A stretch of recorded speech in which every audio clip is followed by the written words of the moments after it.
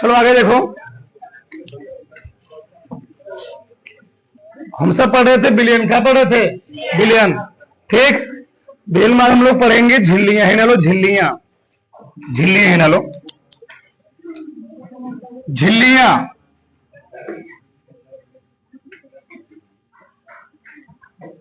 झिल्लियां, membranes,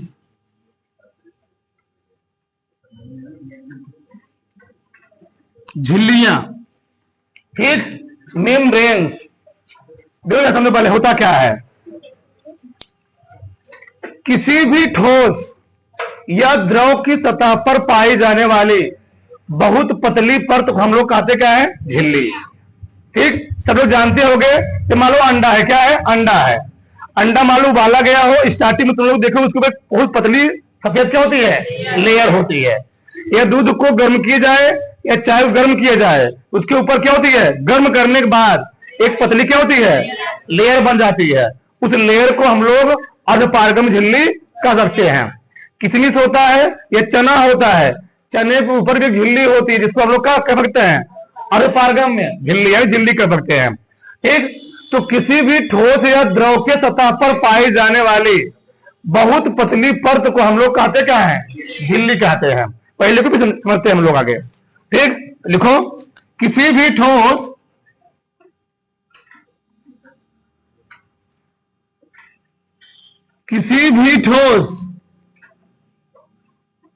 या द्रव के सतह पर पाई जाने वाली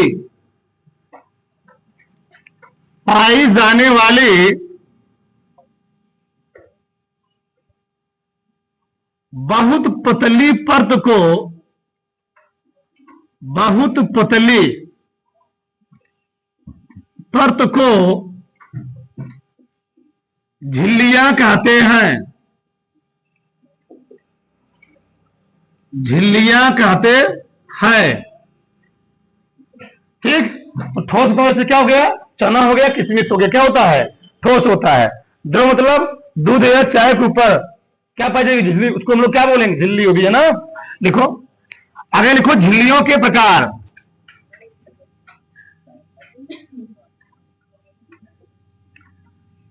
झिल्लियों के प्रकार, टाइप ऑफ मेम्ब्रेन्स।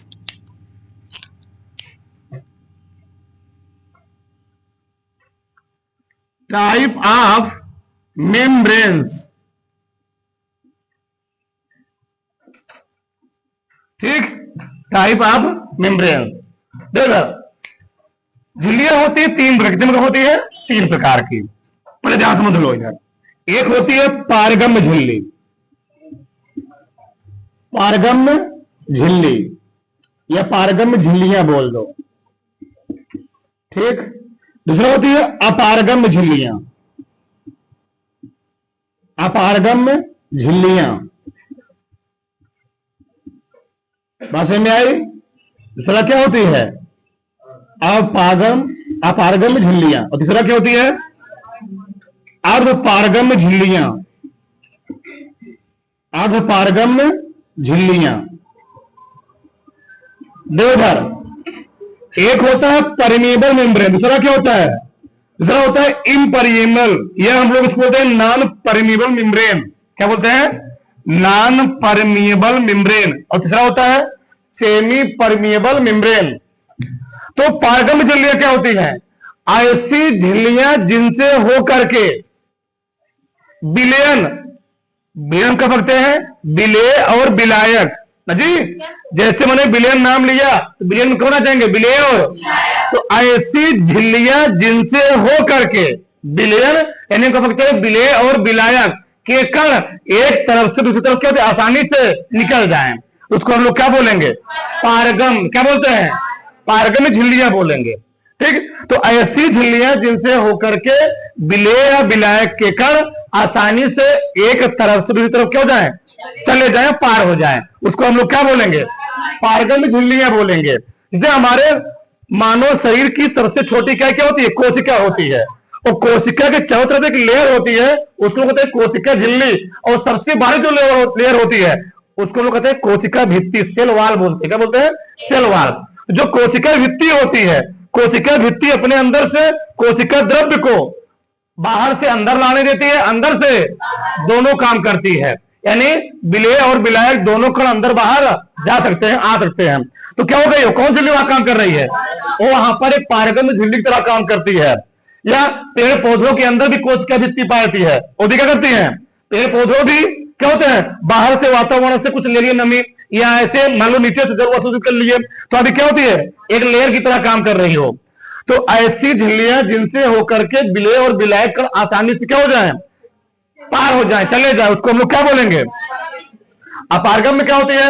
ऐसी झिल्लियां जिनसे होकर के विलेय और विलायक दोनों कण आसानी से पार ना हो, उसको हम लोग क्या बोलेंगे? अपारगम झिल्ली बोल देंगे। मान लो पॉलीथीन है, पॉलीथीन में पानी भर दो, चाय भर दो, क्या पॉलीथीन से चाय इधर चली जाएगी बिना छेद किए? तो झिल मतलब मान लो कोई प्लास्टिक हो गया, क्या हो गया? प्लास्टिक की झिल्लियां हो गई। क्या हो गई? प्लास्टिक की झिल्लियां हो गई। रबर की झिल्लियां हो गई, रबर हो गया। उनसे कोई भी, चाहे वह विलेय हो चाहे वो क्या हो, विलायक हो, कभी पार होने वाला नहीं है। उसको हम लोग क्या बोलेंगे? अपारगम झिल्लियां बोलेंगे, नॉन परमेबल मेम्ब्रेन बोलेंगे, या इम्परमेबल मेम्ब्रेन बोलेंगे। अगला क्या? अर्धपारगम झिल्लियां, सेमी परमेबल मेम्ब्रेन होता है। ऐसी झिल्लियां जिनसे होकर के विलायक के कण तो आसानी से पार हो जाए, परंतु विलेय कण आसानी से ना पार हो पाए, तो अर्धपारगम, आधा आधा, नानी ना अर्धपारगम। अब बताओ विलेय में कई विलेय होते हैं? 2 विलेय, एक होता है विलेय, दूसरा विलेय क्या होता है? तो अर्धपारगम, आधा पारगम मतलब पार हो जाए, आधा पार हो जाए। तो आधा पार तो कौन पार होगा? विलायक माने पानी पार होगा, परंतु विलेय कण पार नहीं होंगे। उसको हम लोग क्या बोलेंगे? अर्धपारगम झिल्लियां बोलेंगे। जैसे मान लो कोई चना है, चने को तुम पानी में डाल देते हो ना, चने को शाम को पानी में डाल देते हो, सुबह इतना बड़ा हो जाता है। कितना बड़ा हो गया? उसके अंदर क्या चला गया? पानी के कण चले गए। ठीक, वहां पर कौन? उस चने के ऊपर क्या पाई जा रही है?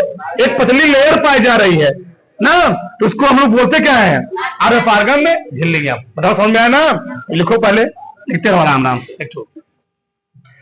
एक एक लिखते हो, सही रहेगा। पहले डाल दो, पारगम में झिल्लियां।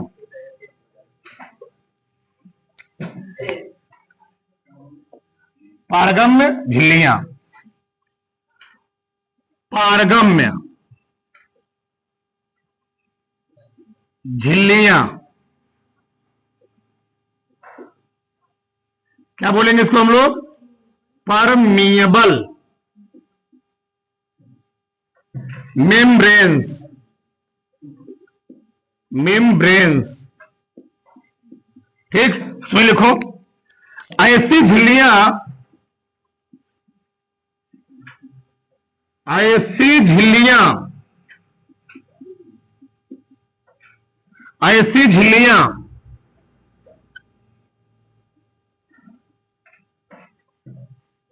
जिनसे, जिनमें से होकर विलयन, जिनमें से होकर विलयन, क्वेश्चन लिख लो, विलेय और विलायक, विलेय और विलायक, विलेय और विलायक दोनों के कण आसानी से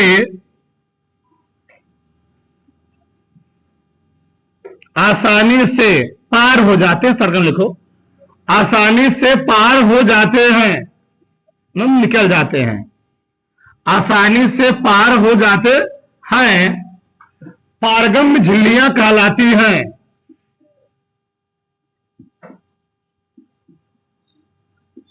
पारगम्य झिल्लियां कहलाती हैं जी। तो ऐसी झिल्लियां जिनमें से होकर विलयन, यानी विलेय और विलायक दोनों कण आसानी से क्या होते हैं? पार हो जाते हैं, उसको हम लोग कहते क्या है? पारगम्य झिल्लियां कहते हैं। बहुत सारी किताब में ऐसे वहां से लिखा गया, भी लिख लो अथवा करके, अथवा। ऐसी झिल्लियां ऐसी झिल्लियां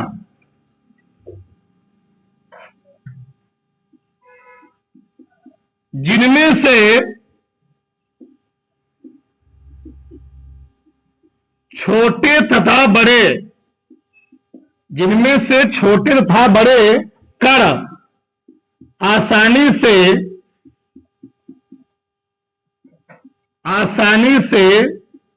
पार हो जाते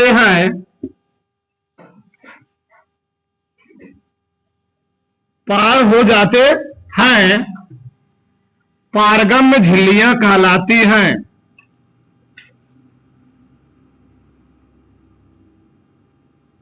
पारगम्य झिल्लियां कहलाती हैं। बात समझ में आई? बताओ यहां तक किसी कोई डाउट? अरे भैया पढ़े होगे अपारदर्शी पारदर्शी पढ़े हो ना? पारदर्शी में क्या होता है? प्रकाश एक तरफ दूसरी तरफ क्या हो जाए? पार हो जाए। तो अपारदर्शी में प्रकाश ना पार हो पाए। ठीक, तो वही चीज यहां पर है। मतलब पारगम में क्या होगा? विलेय और विलायक दोनों कण आसानी से क्या हो जाएंगे? पार हो जाएंगे। ठीक, तो ऐसी झिल्लियां जिनमें से होकर के छोटे तथा बड़े दोनों कण क्या होते हैं? आसानी से, छोटे तथा बड़े कण आसानी से क्या होते हैं? और उसको हम लोग कहते क्या है? पारगम्य झिल्लियां कहते हैं। जैसे लिखो, जैसे जैसे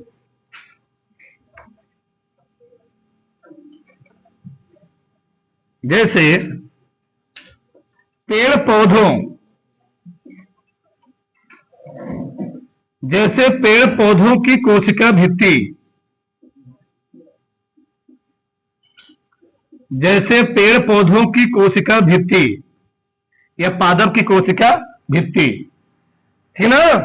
तो पादप कोशिका भित्ति में क्या होता है? विलेय। हम लोग जानते हैं जो पेड़ होते हैं, पेड़ बरसात दिनों में करते क्या है? अपने अंदर भोजन को जड़ के रखे आते हैं। तुम लोग देखोगे अगर कोई पेड़ हरा भरा होता है उसको काटो, क्या निकलता है उससे? लसनुमा पदार्थ निकलते हैं। वो करते क्या है? जब पतझड़ ऋतु आता है उस समय अपने पत्तियों क्या करते हैं? लोग गिरा देते हैं। और जब बरसात दिन होता है ना तो इतना, अब बताओ पेड़ पौधे अपना भोजन बनाते किससे है? पत्तियों से, क्योंकि पत्तियों में क्या पाता है? क्लोरोफिल। अब बताओ पतझड़ ऋतु में पत्तियां पूरा क्या होती हैं? गिर जाती हैं, तो भोजन कहां बना पाएंगे? वो करते क्या है? उन्हें अपने, एक होता है आउटर वर्क, एक होता है इनर वर्क, उन्हें आउटर वर्क और इनर वर्क के बीच में पेड़ पौधे करते क्या है? लसलसे पदार्थ के रूप में अपने भोजन को संग्रहित करके रखे होते हैं। ठीक, हम ही है, मान लो हम आदमी है, हम लोग मानव है, तो मानव क्या 2-4 दिन खाना नहीं खाकर मर जाए क्या? हम भी लोग अपने भोजन को फाइट ग्रुप में करते हैं, स्टोर करके रखे जाते हैं, जब जरूरत पड़ती है हम लोग उसका यूज कर लेते हैं। बस में ना वही चीज यहां पर भी है। तो पेड़ पौधों कोशिका भित्ति में क्या होता है? विलेय चले जाएंगे और क्या होता है? विलायक भी चले जाएंगे, आसानी से चले जाएंगे और आ भी जाएंगे। तो यहां पर कौन काम कर रही हो? वो एक पारगम्य झिल्ली की तरह काम कर रही है। बात समझ में आई? कोई दिक्कत? चित्र बना लो, इसमें डायग्राम बना लो ऐसे छोटा सा। ठीक, मान लो कोई चीज है, ठीक, यहां रखी गई है, यहां पर क्या की गई है? रखी गई है। हमने क्या बोला? ऐसी झिल्लियां जिनमें से होकर विलयन, यानी विलेय और विलायक दोनों करके आसानी से पार हो जाए। इसमें मान लो विलेय और विलायक ये कहीं रखा गया है, कहीं पर क्या किया गया? इसको रखा गया है, ठीक ना? बोलो मत शांत रहो। ये मान लो एक झिल्ली है, ये क्या है? कौन झिल्ली है? ये है पारगम्य झिल्ली। कौन झिल्ली है? ये है पारगम्य झिल्ली। अब इसमें विलेयक कण भी है और कौन है? विलायक के कण भी है, विलायक के कण भी है। इसको मान लो मैंने यहां पर रख दिया, ऐसे लटका दिया, मान लो बांध दिया, ठीक, बांध दिया। अब बताओ इसमें से विलेय और विलायक कण दोनों क्यों जिसमें अंदर की ओर चले जाएंगे, इसको हम लोग क्या बोलेंगे? पारगम्य झिल्ली बोलेंगे। बात समझ में आई ना? उतारो चित्र को, डायग्राम को फटाक से उतारो। अगर लिखो अपारगम्य झिल्लियां, दूसरा लिख लो अपारगम्य झिल्लियां, चाहे बोलो नॉन चाहे बोलो इमे बोल दो, इम्परमिएबल मेम्ब्रेन्स ब्रेन्स। ठीक, अपारगम्य नामी है, अपारदर्शी क्या होता है? कोई ना पार हो, जी तो लिखो, ऐसी झिल्लियां जिनसे हो करके, ऐसी झिल्लियां जिनमें से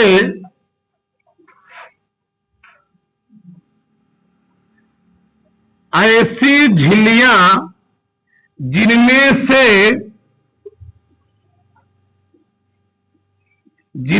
से होकर विलयन, कौन सा लिखना, विलेय और विलायक, विलेय और विलायक दोनों के कण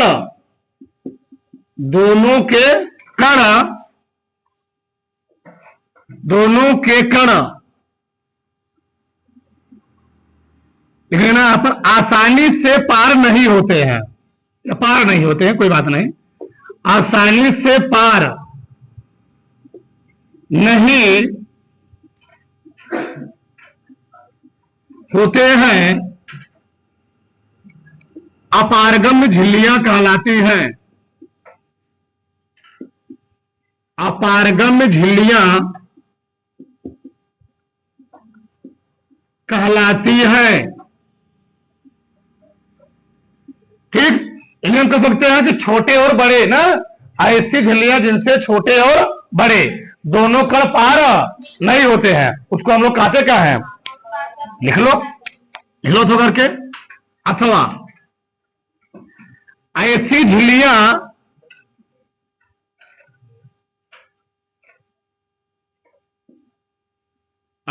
झिल्लियां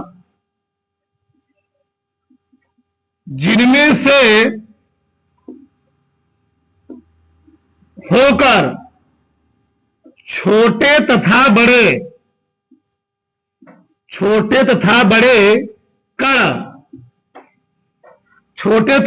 कण आसानी से पार नहीं होते हैं, आसानी से पार नहीं होते हैं, अपारगम्य झिल्लियां कहलाती हैं। अपारगम्य झिल्लियां कहलाती है। ठीक, जैसे लिख लो, इसमें क्या लिख सकते हो, प्लास्टिक, रबड़,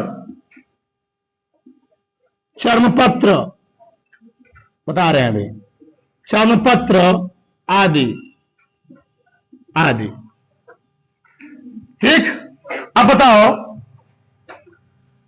मान लो प्लास्टिक है, रबड़ है, चर्मपत्र है, अभी क्या होता है, मान लो यहां पर एक पात्र है, ये क्या है, पात्र है, इस पात्र में इसके बीच में लगाया गया एक चर्मपत्र, क्या लगाया गया, बता रहे हैं, ठीक, एक चर्मपत्र है, यहां मान लो विलायक और विलेय, यहां मान लो विलायक और विलेय दोनों कण यहां पर भरे हैं, दोनों कण यहां पर क्या है, भरे हैं। ठीक, इसको लोग नाम दे दिए चर्मपत्र, ठीक। और प्लास्टिक समझ ही रहे होगे, रबड़ समझ ही रहे होगे, चर्मपत्र तो लोग जानते होंगे, जो जानवर होते हैं, जानवर के ऊपर भी क्या होती है, पतली लेयर होती, क्या होती है, जानवरों के ऊपर भी पतली लेयर होती है, उसी लेयर को हम लोग कहते क्या है, चर्मपत्र बोलते हैं। मान लो एक पात्र है, क्या है, एक पात्र है, इस पात्र में हमने यहां क्या भर दिया, एक बिलियन, क्या भरा, एक मैंने बिलियन भरा, अब बिलियन नाम ले लिया तो बिलियन और बिलियन दोनों आ गए ना, ठीक, एक बिलियन भरा और बिलियन को मैंने चर्मपत्र झिल्ली से रोक दिया। अब बताओ, इस चर्मपत्र झिल्ली से देखा गया जो जानवरों की झिल्लियां होती है, पतली पतली बारीक झिल्लियां होती हैं, उन झिल्लियों से ना तो विलेय और ना तो विलायक के कण इधर तो भरा हुआ है पात्र में, यहां मैंने क्या लगा दिया, एक अवरोधक लगा दिया, वो अवरोधक कौन है, चर्मपत्र, ना तो विलेय और ना तो विलायक दोनों को इधर जा नहीं रहे हैं, तो उसको हम लोग क्या बोलेंगे, ये कौन झिल्ली तरह काम कर रही है, अपारगम, मतलब इस झिल्ली से ना तो विलेय ना तो विलायक के कण उधर जा रहा है। बस में ना नहीं जा रहे हैं, इसको हम लोग क्या बोल देंगे? मतलब ऐसी झिल्लियां जिनके माध्यम से, जिनसे हो करके विलेय और विलायक कण पार ना हो पाए, निकल ना पाए, उसको हम लोग क्या बोलेंगे? अरे भैया, घर में चाय बनती है या आटा चालते हो, तो आटा चालने के क्या करते हो? चलनी का प्रयोग करते हो, उसमें क्या होते हैं? छिद्र होते हैं। तो बड़े कण रुक जाते हैं, छोटे कण क्या होते हैं? पार जाते हैं, पार हो जाते हैं बस में ना। तो उसको हम लोग क्या बोलेंगे? उसको हम बोल देंगे अर्ध पारगम। क्या बोल देंगे? तो बड़का बड़का रुक जाए, छोटका क्या हो जाए? पार हो जाए। अब बस में ना, ठीक, उतारो उसको फटाक से, दारो फटाक से। अगला लिखो, अर्ध पारगम में झिल्लियां। तीसरा, अर्ध पारगम में झिल्लियां। अर्ध पारगम में झिल्लियां। अर्ध पारगम में झिल्लियां, सेमी परमिएबल।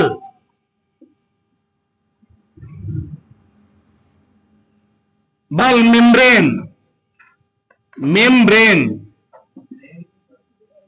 ठीक, सेमी परमिएबल मेम्ब्रेन। इसमें क्या होगा? विलायक के कण तो आसानी से पार होंगे, परंतु विलेयक कण आसानी से पार नहीं होंगे। लिखो, ऐसी झिल्लियां,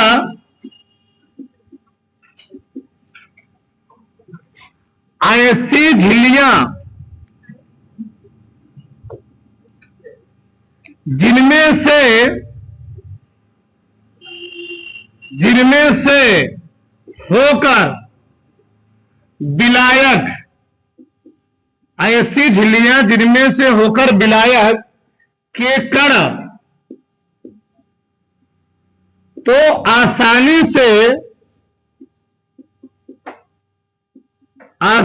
से पार हो जाते हैं, परंतु विलेय के नहीं,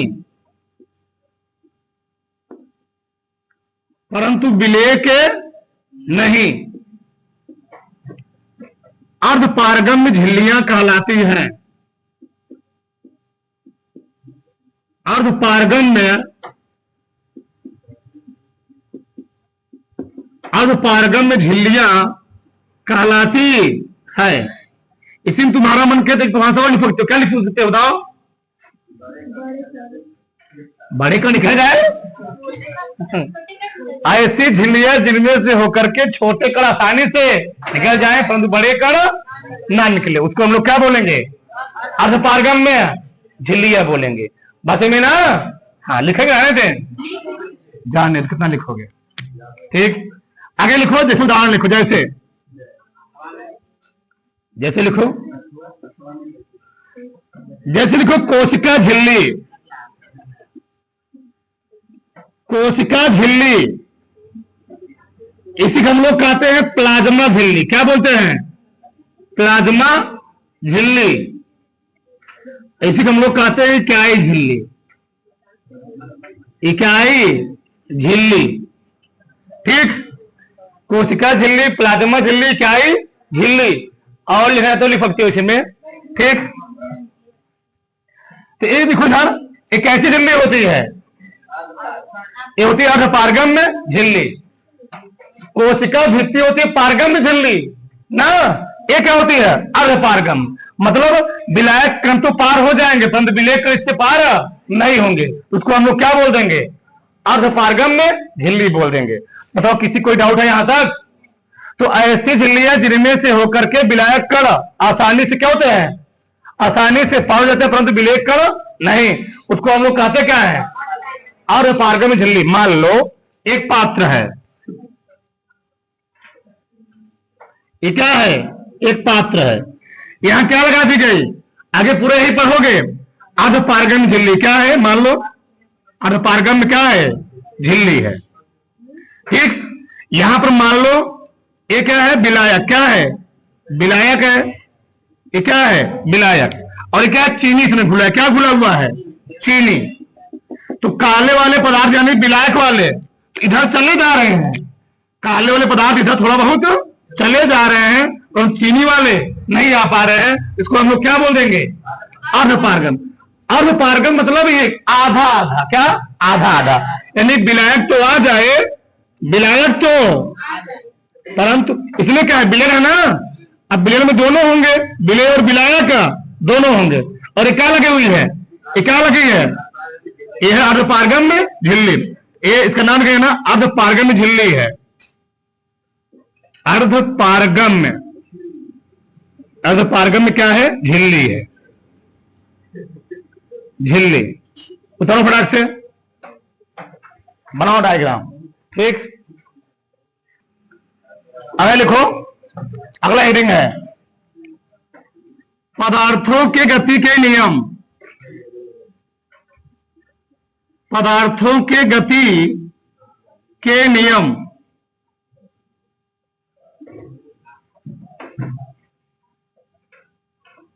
इसमें लिखो, किसी माध्यम में, किसी माध्यम में पदार्थ, किसी माध्यम में पदार्थ दो तरीके से, दो तरीके से गति करते हैं, गति करते हैं। पहला है डाल दो, विसरण, विसरण, इसको होता है डिफ्यूजन, डिफ्यूजन, विसरण, ठीक। देखो होता क्या है, एक होता है विसरण, दूसरा क्या होता है, परासरण। विसरण क्या होता है, ऐसी प्रक्रिया जिसमें विलेय या विलायक के कण अधिक सांद्रता से कम सांद्रता की ओर गति करे, उसको हम लोग कहते क्या है, विसरण। जैसे मान लो किसी इत्र की बोतल में अंदर इत्र भरा हुआ है, सेंट भरा हुआ है, तो इत्र की बोतल के अंदर सेंट का कंसंट्रेशन क्या है जी, सेंट का कंसंट्रेशन मतलब उसके और क्या है, इत्र की बोतल के अंदर पास पास है, परंतु वातावरण में क्या कण क्या है, दूर दूर है। जैसे मैंने इत्र की बोतल क्या की, दबाया, तो उसके कण क्या हो गए, वातावरण क्या हो गए, चारों तरफ फैल गए। बताओ, तो इत्र के बोतल के अंदर कंसंट्रेशन क्या है, कंसंट्रेशन यानी सांद्रता क्या है, सांद्रता ज्यादा है, सांद्रता क्या है, ज्यादा है, वातावरण सांद्रता क्या है, कम है। इसलिए जब कोई पदार्थ अधिक से कहां जाए, कम की ओर जाए, उसको हम लोग क्या बोलेंगे। बताओ, हमारे घर में रखा होता है सिलेंडर, क्या रखा होता है, सिलेंडर, सिलेंडर के अंदर बताओ गैस, सिलेंडर के अंदर गैस का सांद्रता ज्यादा है कि वातावरण में सांद्रता ज्यादा है, गैस के सिलेंडर के अंदर गैस की कण बहुत पास पास में है, लेकिन वातावरण में गैस कण क्या है, दूर दूर। जैसे गैस लीक होती है, पूरा कमरे में गैस क्या होती है, फैल जाती है। क्यों फैल गई, क्योंकि अधिक सांद्रता किधर जा रहा है, आ रहा है ना, कोई दिक्कत। जब ऐसी प्रक्रिया जिसमें विलेय चाहे हो या विलायक हो, जिसमें विलेय या विलायक के कण अधिक सांद्रता से कम सांद्रता की और गति करते, उसको हम लोग कहते क्या है, विसरण। आया ना, लिखो, ऐसी प्रक्रिया जिसमें,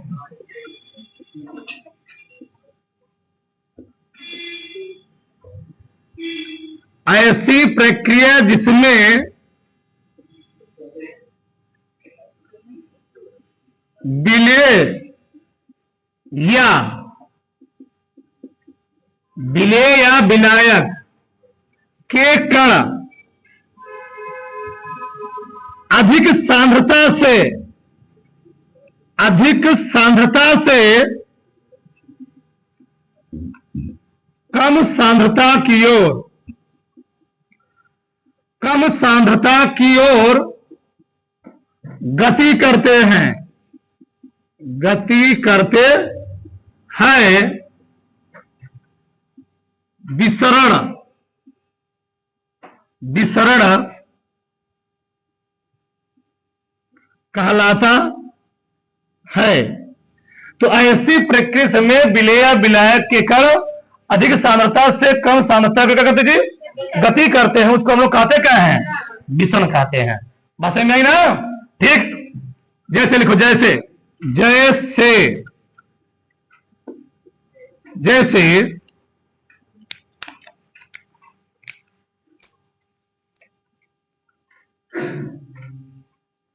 जैसे लिखो, पहला पॉइंट, इत्र की बोतल, इत्र की बोतल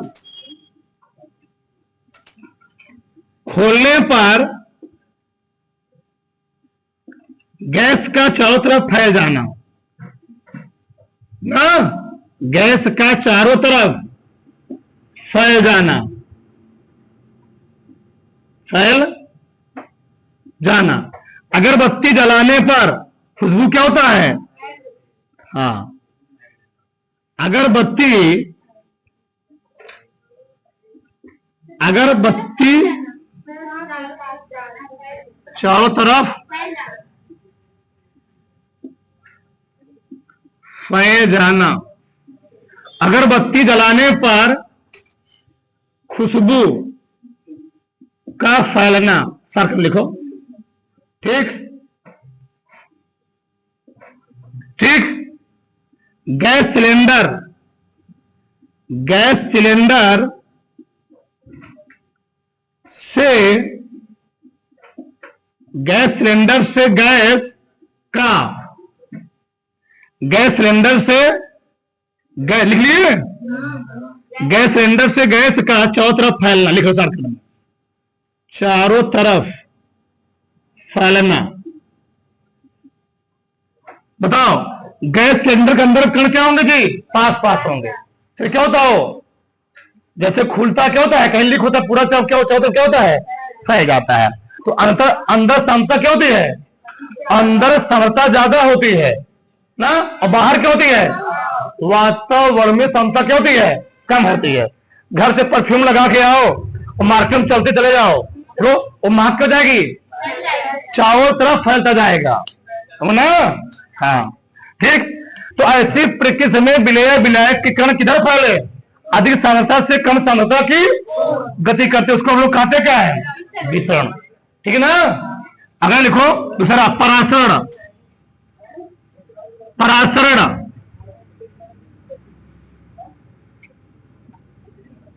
परासरण, ओस्मोसिस,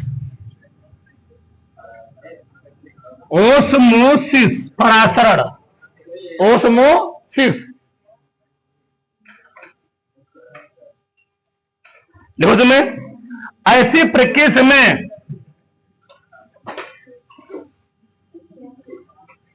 ऐसी प्रक्रिया जिसमें विलायक के कण, विलायक के कण कम सांद्रता से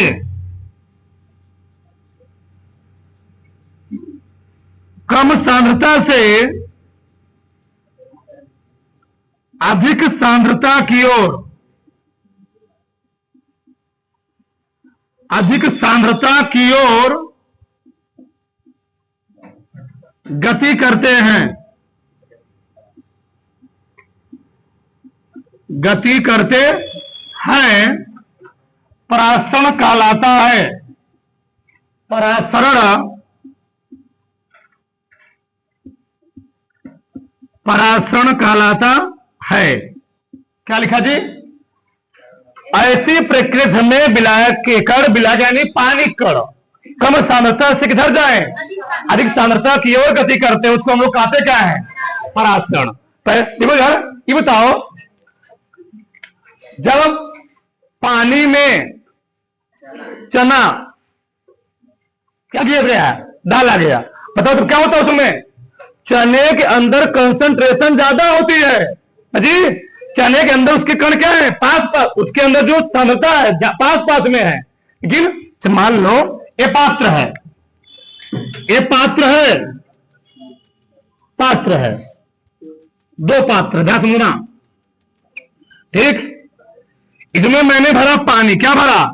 दो चीज भरा, ध्यान से, दो चीज। इसमें मैंने भरा पानी, उस पानी मैंने डाल दिया क्या? चना।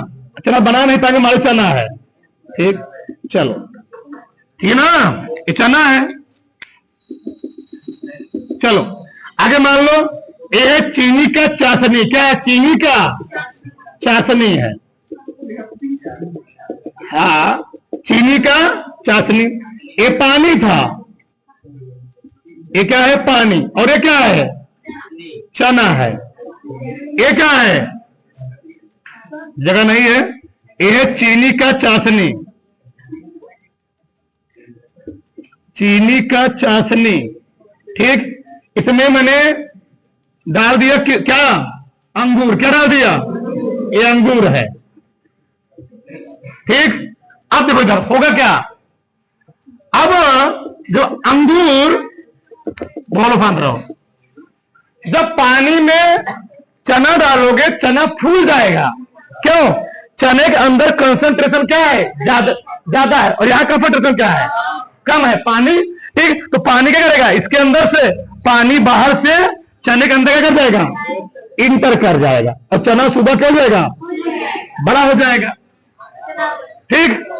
तो इसमें क्या हो रहा है? इसमें पानी बाहर से अंदर जा रहा है, जी, बाहर से अंदर जा रहा है। लेकिन वही जो अंगूर को हम किसी चाशनी, चीनी की चाशनी के अंदर या किसी गाढ़े पदार्थ के अंदर डालेंगे तो किसमें अंगूर फूलेगा नहीं, अंगूर और सिकुड़ जाएगा। क्यों? ये जो क्या होगा, जो चाशनी होगी, ये अंगूर के अंदर से पदार्थ का करके अपनी ओर खींच लेगी, और जिसके कारण से यह अंगूर सिकुड़ करके छोटा हो जाएगा। यानी इसमें क्या होगा? इसमें किशमिश बन जाएगा। क्या बन जाएगा? किशमिश। चलो, ठीक। इसी कारण ही पराशरण होता है दो प्रकार का। एक होता है अंतः पराशरण, दूसरा क्या होता है? बाह्य पराशरण। क्या होता है? जब बाहर से विलायक के कण अंदर की ओर जाएं। किधर जाएं? चनम। भाई यही तो हो रहा है। चनम क्या हो रहा है? जब बाहर से विलायक कण अंदर की ओर जाएं उसको हम लोग क्या बोलेंगे? अंतः पराशरण। क्या बोलेंगे? ठीक, बस में ना। और जब अंदर से विलायक कण, अंदर से पहले अंगूर फूला हुआ था, ठीक, सुघर था, लेकिन डाला गया उसको, वो क्या हो गया? सिकुड़ गया। क्यों सिकुड़ गया? वो चाशनी ने उसके अंदर जो रस थे, जल थे, क्या किया? उसको अवफुल्लित कर लिया। जब अंदर से विलायक कर किधर जाए? बाहर की ओर गति करें, उसको हम लोग क्या बोल देंगे? बाह्य पराशरण।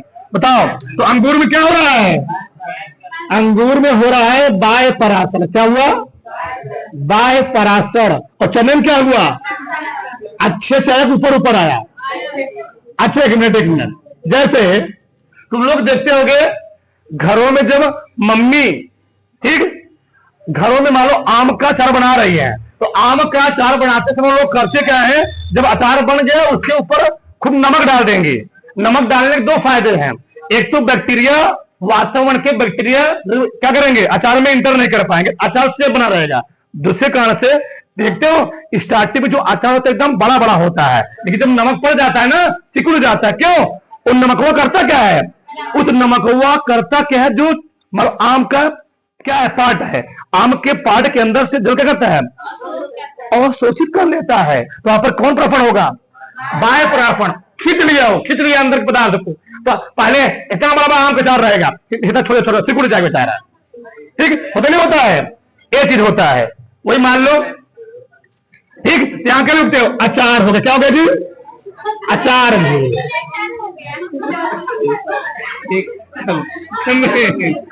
इसमें किशमिश भी आएगा। क्या देगा? किशमिश।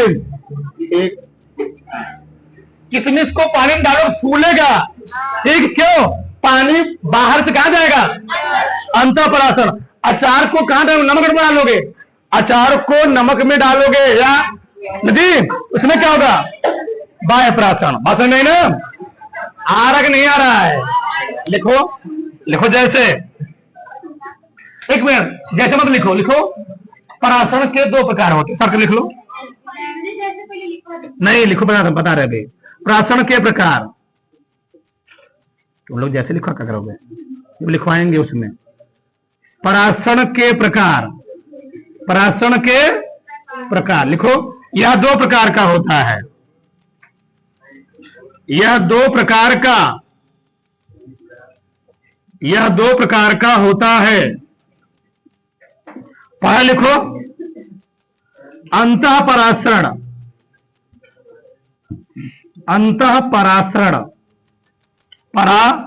क्या लिख दिया? अंतः पराशरण, ठीक। इन स्मोसिस, ओस्मोसिस, ओस्मोसिस।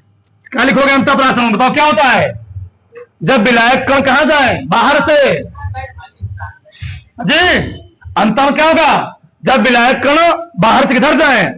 अंदर की ओर गति करें। देखो, जब विलायक के कण, इतना समझ गए होगे, जब विलायक के कण ठीक बाहर से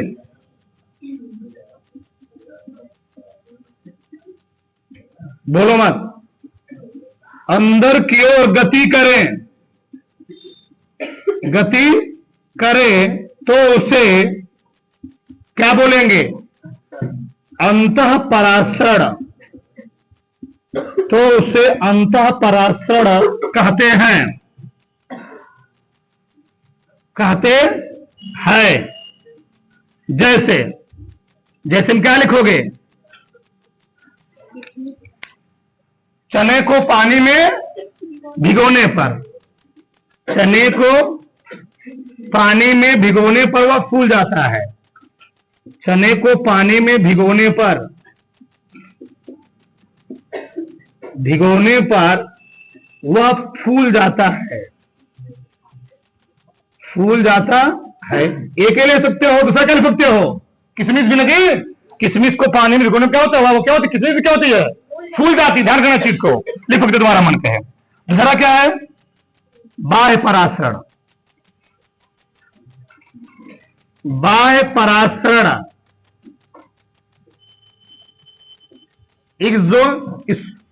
ओस्मोसिस, ओस्मोसिस। इसमें क्या लिखोगे? जब विलायक के कण किधर गति करें? जब विलायक के कण ठीक, कुछ इसमें समझना नहीं है, आराम से, दिक्कत नहीं इसमें, बस जब डायग्राम समझ लो क्या दिक्कत है। की ओर गति करते हैं, गति करें तो उसे बाह्य परासरण, बाह्य परासरण कहते हैं, कहते हैं। जैसे, क्या जैसे? किसको? अंगूर को, अंगूर को किसी गाढ़े पदार्थ में भिगोने पर वह क्या होती है? हाँ, जाती है। ठीक, ये हो गया क्या? विसरण और परासरण। हमारे साथ दोनों तो अच्छे से होंगे ना जी? किसी कोई डाउट तो नहीं चल रहा है ना? चलो आगे देखो। अगर विसरण और परासरण में अंतर, विसरण और परासरण में अंतर देखो ध्यान से। हमने अदब नहीं लिखे, 4-5 पॉइंट लिखे हैं, 5-6 पॉइंट। दूसरा, तीसरा, चौथा है, 5वां, 6वां, 7वां, 8वां, 9वां। देखो पहला पॉइंट क्या है? इसमें अर्धपारगम झिल्ली की फकता होती है। किसमें? विसरण में। चाहे वह चना हो, चाहे वह अंगूर हो, सबके ऊपर क्या पाई जा रही है? एक लेयर पाई जा रही है ना। उसी लेयर से या तो बाहर आके क्या हो रहे हैं? अंदर जा रहे हैं। इसमें क्या होती है? एक अर्धपारगम झिल्ली की अवफकता होती है, इसमें अर्धपारगम झिल्ली की अवफकता नहीं होती है। बात समझ में ना? अगला क्या है? इसमें विलायक कण, बताओ विसरण में क्या होता है? विसरण में विलायक कण किधर जाते हैं? चाहे चना वाला हो, चाहे अंगूर वाला हो, विलायक कण किधर जा रहे हैं? कम से, विलायक कण अधिक से नदी, अधिक से कम की ओर गति करते हैं। उसको हम लोग क्या बोलेंगे? विसरण पढ़ रहे हो, परासरण नहीं पढ़ रहे हो। विसरण बाद में, विसरण क्या होता है? अधिक से कम की ओर गति करते हैं। इसमें क्या होता है? इसमें विलायक कण कम सांद्रता से, अरे भैया समझो, चने के अंदर कंसंट्रेशन ज्यादा है और यहां कंसंट्रेशन क्या है? इधर से इधर गति की। अंगूर के अंदर कंसंट्रेशन क्या है? अंगूर के अंदर कंसंट्रेशन क्या है ना जी? कम है, और यहां पर क्या है? ज्यादा है। चलिए यहां से इधर गति की है, तो यही चीज बोला गया यहां पर। इसमें विलायक कण कम सांद्रता से इधर गति करते हैं, अधिक सांद्रता की ओर। ठीक, परासरण हो गया। इसमें दोनों होता है, उल्टा होता है, ध्यान रखना, अधिक से कम दोनों होता है, इसमें दोनों आ जाएंगे। किसमें? परासरण में। आगे, यह ठोस, द्रव और गैस तीनों माध्यम होता है। कौन सा? विषण क्रिया। जो विषण क्रिया होती है वह ठोस में भी होगी, द्रव में भी, और कहां होगी? गैस में। पर जो परासरण क्रिया होती है किसमें केवल होती है? द्रव में होती है। चाहे वह चना हो, चाहे वह किशमिश हो, चाहे वह अंगूर, चाहे क्या हो, अचार हो, ये किसमें केवल होगी? यह केवल द्रव माध्यम होती, किसमें होती है? मतलब परासरण क्रिया केवल द्रव माध्यम में होती है, और विषण क्या होती है? यह ठोस, द्रव, गैस तीनों माध्यम होती है। बस में ना। आगे, यह सभी दिशाओं में होने वाली क्रिया है। ये बताओ, अगर गैस में घर में सिलेंडर लीक होता है तो क्या पूर्व की ओर से गैस जाएगा? दिशाओं में फैलेगा। अगर कोई तो लगा के मार्केट में जा रहा है, क्या अगवा माँ के पीछे मांगेगा? चारों तरफ मांगेगा जी, उसका स्रोत क्या आएगा? चारों तरफ आएगा। तो सभी दिशाओं में क्या होती है? फैलेगी। जिसमें क्या होता है? अगर पानी फेंक दे रहे हो, मान लो पानी फेंक दिए, तो पानी फेंक रहे हो आगे की ओर, जाएगा इधर की ओर, तो केवल एक चीज में आते हैं जी। तो वही चीज है, यह निश्चित समय होने वाली क्या है? क्रिया है। यह एक निश्चित समय होने वाली क्रिया है। आगे, इसमें विलेय या विलायक के किसी भी कण गति करते हैं। मतलब किसमें? विषण क्रिया में विलेय या विलायक के कण दोनों आसानी। भैया क्या है विषण में? क्या होता है? सिलेंडर के अंदर विलेय भी है, विलायक भी है। उसमें ब्यूटेन, एथेन, प्रोपेन होते हैं, और साथ साथ गैसें भी होती हैं, तो वो भी गति करता है। उसे हम लोग क्या मिला देते हैं? गैस सिलेंडर हम लोग मिलाते हैं एथिल मार्केप्टन। क्या मिलाते हैं? Ethyl mercaptan. तो मान लो विलायक, विलेय के रूप में वहां पर है, तो सब गति करते हैं उसके साथ। एथिल मार्केप्टन कण हम लोग मालूम चलता है गैस लीक कर रही है, ठीक है ना? तो वहां पर दोनों गति करते। इसमें क्या गति करेगा? इसमें केवल विलायक के कण ही गति करेंगे, विलेय कण गति नहीं करेंगे। आगे, इसे दाब बढ़ाकर नहीं रोक सकते हैं। आगे पढ़ोगे तुम लोग परासरण दाब। क्या पढ़ोगे? परासरण दाब। तो विषण क्रिया को हम लोग दाब बढ़ाकर रोक नहीं सकते हैं। इस सोचे दाब बढ़ाकर रोक, कहीं गैस लीक हो रहा है, सोचे तुम दाब बढ़ाकर रोक ले, रुकने वाली है नहीं। परंतु इसे दाब बढ़ाकर हम लोग रोक सकते, कुछ हद तक रोक सकते। किसको? परासरण क्रिया को दाब बढ़ाकर रोक सकते। तुम लोग पढ़े होगे, पास्कल का नियम पढ़े होगे, तो वहां पर यूज होता है। ठीक, अगला क्या है? यह जीवित तंत्र पर निर्भर नहीं करता है। जो विषण क्रिया होती है, जीव जिंदा है या मरा हुआ, मृत है, ये इस पर डिपेंड नहीं करेगी। लेकिन परासरण क्रिया क्या करेगी? निर्भर करती है। कैसे? मान लो चना एकदम हरा हरा हो, चना एकदम हरा हरा हो, अभी मान लो, नहीं समझे हमारी बात, अभी मैंने पौधे चना निकाल के लेकर आया, अब उसको पानी में डालूं, क्या चना फूलेगा? नहीं। वही चना 4-5 महीने के लिए बोरी में भर रखा गया, फिर तुम निकाल लोगे, पानी में डालोगे, क्या देगा? तो यह जीवित तत्व पर निर्भर करेगा। अगर चना हरा हरा है, उसको पानी में डालोगे, नहीं फूलेगा। कोई सूखा पानी डालो, क्या देगा जी? फूल जाएगा। आगे, ठीक, पादप शरीर में गैसों के उत्तरदायी होता है। इतने भी पेड़ पौधे हो, ये बताओ, पेड़ पौधों में होता है क्या? वाष्पीकरण। क्या होता है? पेड़ दो काम करते, तुम लोग पढ़े भी होगे, पेड़ पौधों में जाइलम और फ्लोएम क्रिया होती है। पेड़ पौधे जाइलम क्रिया द्वारा भोजन को रिजर्व करते हैं, और फ्लोएम क्रिया द्वारा पानी का जी, पानी, जाइलम द्वारा जल, फ्लोएम द्वारा भोजन रिजर्व करते। बताओ, पेड़ पौधे कहां से? जड़ से। पेड़ पौधे जड़ से कौन सी क्रिया हो रही वहां पर? विषण की करो जी। पेड़ पौधे वहां पर जड़ से पानी को रिजर्व करे, वहां पर कौन क्रिया? जड़, जाइलम क्रिया हुई ना। जब पानी रिजर्व करे, जाइलम क्रिया, जो क्या रिजर्व करे? भोजन के विचार करें, वहां पर कौन क्रिया होती है? फ्लोएम क्रिया होती है। वहां पर विषण क्रिया होती है, वही बोल रहा है। पादप शरीर में गैसों के उत्तरदायी होती है। बताओ, जो पेड़ पौधे होते हैं वो वायुमंडल से, बताओ, वायुमंडल में हमने क्या बोला? विलायक कण अधिक सांद्रता किधर जाते हैं? वायुमंडल में सांद्रता कार्बन डाइऑक्साइड क्या होती है? ज्यादा होती है, पर पेड़ पौधों क्या होती है? कम होती है। तो पेड़ पौधे करते क्या है? वायुमंडल में उपस्थित कार्बन डाइऑक्साइड गैसों का अपनी ओर खींच लेते हैं। तो कौन सी क्रिया वहां पर हो रही है? विषण क्रिया हो रही है। समझ गया ना? तो पादप शरीर में गैसों के लिए क्या होते हैं? उत्तरदायी होते हैं। आगे, पादप शरीर में जल के उत्तरदायी होते हैं। यानी जो पादप शरीर में जल आ रहा है, नीचे से क्या आ रहा है? जल आ रहा है, कौन सी क्रिया आ रहा है? परासरण की क्रिया द्वारा एक पेड़ पौधों के प्रत्येक भागों में जल क्या होता है, पहुंच जाता है। और विसरण क्रिया द्वारा क्या होता है, गैस का, गैस इसके शाखाओं में आते हैं, गैस के विचार करते हैं। कौन करता है, पेड़ पौधे। बात में ना, इस क्रिया की गति क्या होती है, तीव्र होती है। कहीं गैस फैल रहा है, गैस तेजी फैलेगा, पानी तेजी फैलेगा। गैस यह क्रिया क्या होती है, बहुत तेजी से होती है। क्रिया क्या होती है, बहुत ही धीमी होती है।